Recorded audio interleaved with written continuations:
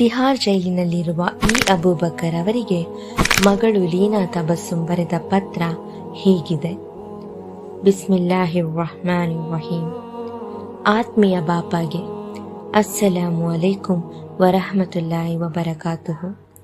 ಸೌಖ್ಯವಾಗಿದ್ದೀರಾ ಎಂಬ ಪ್ರಶ್ನೆ ಪ್ರಸ್ತುತವಲ್ಲ. ಜೈಲಿನಲ್ಲಿ ಯಾವ ಸೌಖ್ಯ? ಕಳೆದ 2 ವರ್ಷಗಳಿಂದ ಯಾವುದೇ ಒಳ್ಳೆಯ ಸುದ್ದಿ ಕೇಳಿ ಬಂದಿಲ್ಲ. ವಿಡಿಯೋ ಸಂದರ್ಶನದಲ್ಲಿ ಮಾತನಾಡಿದ ನಂತರ ಯಾರು ನಿಮ್ಮನ್ನು ಗಾಲಿ ಕುರ್ಚಿಯಲ್ಲಿ ಕರೆದೊಯ್ಯುವುದನ್ನು ನಾವು ಕೊನೆಯದಾಗಿ ನೋಡಿದ್ದೇವೆ. ನಿಮ್ಮ ಅನ್ಯಾಯದ ಬಂಧನದಿಂದ ಎಷ್ಟು ದಿನವಾಗಿದೆ ಎಂದು ನಿಮಗೆ ನೆನಪಿದೆಯಾ?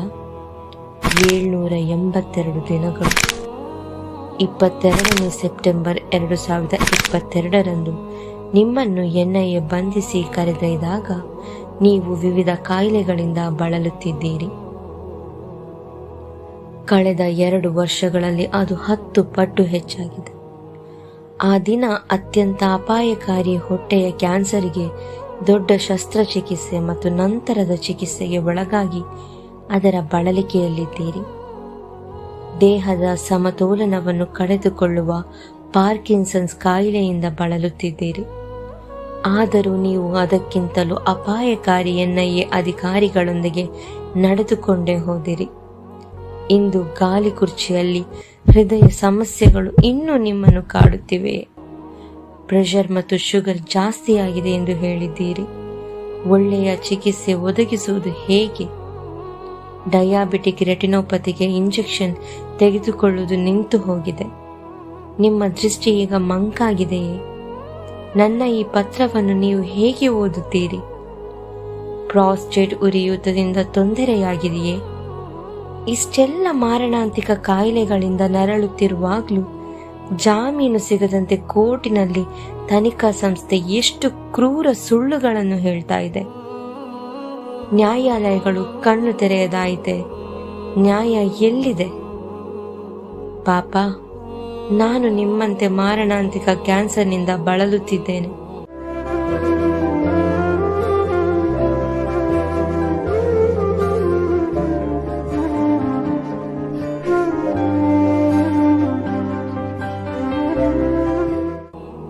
ನಾನು ನಿಮಗೆ ಕರೆ ಮಾಡಿದಾಗ ಹೇಳಿದ್ದೇನೆ ತಾನೆ, ಶಸ್ತ್ರಚಿಕಿತ್ಸೆ ಮುಗಿದಿದೆ. ಈಗ ಕೀಮೋಥೆರಪಿ ಚಿಕಿತ್ಸೆ ನಡೀತಾ ಇದೆ.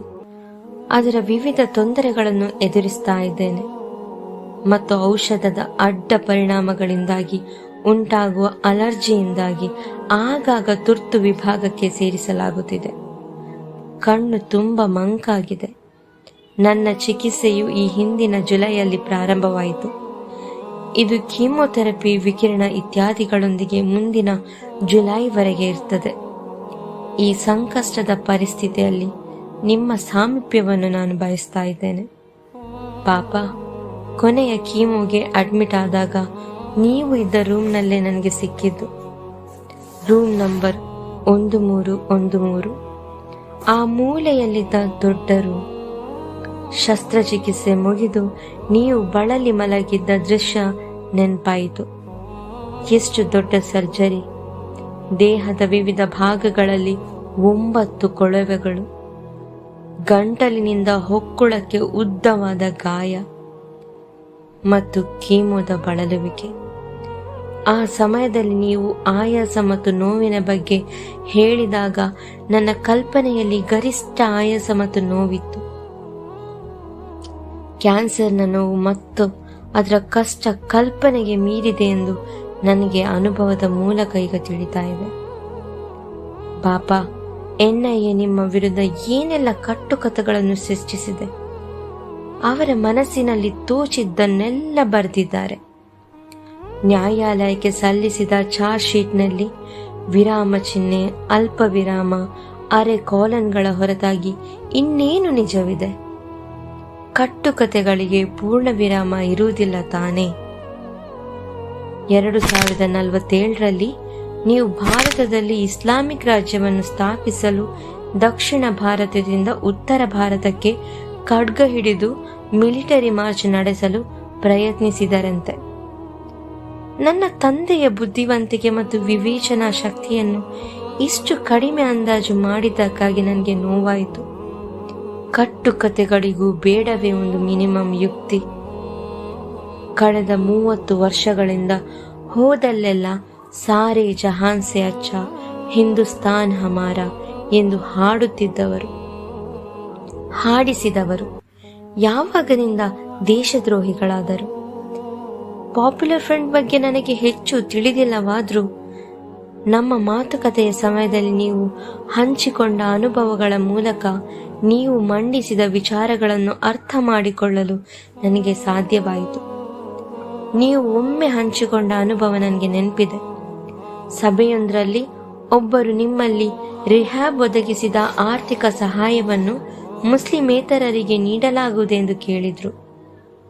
ಮುಸ್ಲಿಮರಿಗೂ ನೀಡುವುದಿಲ್ಲ ಎಂದು ನೀವು ಉತ್ತರಿಸಿದಿರಿ. ಇಡೀ ಪ್ರೇಕ್ಷಕರು ನಿಮ್ಮತ್ತ ವಿವರಣೆಗಾಗಿ ಆಶ್ಚರ್ಯದಿಂದ ನೋಡಿದರು. ಆಗ ಅಗತ್ಯವಿರುವವರಿಗೆ ಮಾತ್ರ, ಫಾರ್ ದ ನೀಡಿ ಪೀಪಲ್ ಓನ್ಲಿ ಎಂಬುದು ನಿಮ್ಮ ಉತ್ತರ. ಹಸಿವು, ಬಡತನ ಮತ್ತು ರೋಗಗಳಿಗೆ ಯಾವುದೇ ಧರ್ಮ ಅಥವಾ ಜಾತಿ ಇಲ್ಲ. ಹಿಂದೂ ಕ್ಯಾನ್ಸರ್, ಹಿಂದೂ ಹಸಿವು, ಮುಸ್ಲಿಂ ಹಸಿವು ಇದೆಯೇ? ರೋಗವು ರೋಗ ಮತ್ತು ಹಸಿವು ಹಸಿವೇ ಆಗಿದೆ.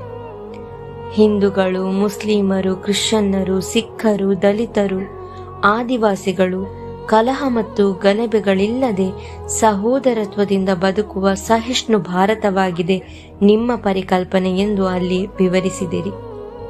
ಹೇಗಿದ್ದು ಅವರು ನಿಮ್ಮನ್ನು ಹೇಗೆ ಮತ್ತು ಏಕೆ ಹಿಂದೂ ವಿರೋಧಿಯನ್ನಾಗಿ ಕತೆಗಳನ್ನು ಕಟ್ಟುತ್ತಾರೆ? ಬಾಪಾ, ನಿಮ್ಮನ್ನು ನೋಡಲು ತುಂಬಾ ಆಸೆ ಇದೆ, ಆದರೆ ನನ್ನ ಆರೋಗ್ಯದ ಸ್ಥಿತಿ ತುಂಬಾ ಕೆಟ್ಟದಾಗಿದೆ. ಇನ್ನು ದೀರ್ಘಕಾಲ ಚಿಕಿತ್ಸೆ ಮುಂದುವರಿಯಲಿದೆ. ನಿಮ್ಮನ್ನು ನೋಡಲು ದೀರ್ಘ ಪ್ರಯಾಣ ಮಾಡಿದರೆ ಅದು ಇನ್ಫೆಕ್ಷನ್ಗೆ ಕಾರಣವಾಗಬಹುದು. ನಿಮ್ಮನ್ನು ಭೇಟಿಯಾಗಲು ಮತ್ತು ನಿಮ್ಮನ್ನು ಅಪ್ಪಿಕೊಳ್ಳಲು, ಇದರಿಂದ ನಾನು ನನ್ನ ಕಷ್ಟಗಳು ಮತ್ತು ನೋವುಗಳಿಂದ ಮುಕ್ತನಾಗಲು, ಗುಣಪಡಿಸಲು ಮತ್ತು ನಮ್ಮ ಈ ಕಾಯಿಲೆಯಲ್ಲಿ ನಾವು ಒಟ್ಟಿಗೆ ಇರಲು ಸರ್ವಶಕ್ತ ಮತ್ತು ಕರುಣಾಮಯಿ ಭಗವಂತ ಒಂದು ಮಾರ್ಗವನ್ನು ತೋರಿಸುತ್ತಾನೆ ಎಂಬ ನಂಬಿಕೆಯೊಂದಿಗೆ, ಪ್ರಾರ್ಥನೆಯೊಂದಿಗೆ ಕೊನೆಯದಾಗಿ ಒಂದು ವಿಷಯ. ಬಾಪಾ, ಕ್ಯಾನ್ಸರ್ನಿಂದ ಅಸಹನೀಯವಾದ ನೋವಿನ ಅಂಚಿನಲ್ಲಿರುವಾಗ ನಾನು ಹೊಲಿದ ಚೀಲವನ್ನು ನಾನು ನಿಮಗೆ ಕಳುಹಿಸಿದ್ದೇನೆ. ಅದು ನನ್ನ ನೋವಿನಿಂದ ಎಳೆದ ಸೂಜಿ ಮತ್ತು ಕಣ್ಣೀರಿನಿಂದ ಪೋಣಿಸಿದ ದಾರದಿಂದ ಮಾಡಿದ್ದಾಗಿದೆ. ನನಗೆ ಒಂದು ವಿನಂತಿ ಇದೆ, ದಯವಿಟ್ಟು ಅದಕ್ಕೆ ಮುತ್ತು ನೀಡಿ. ಹಾಗಿದ್ದರೆ ನನ್ನ ಪ್ರಯತ್ನ ಸಾರ್ಥಕವಾದೀತು. ಪಾಪಾಳ ಲೀನು ಇತಿ ಲೀನಾ ತಬಸ್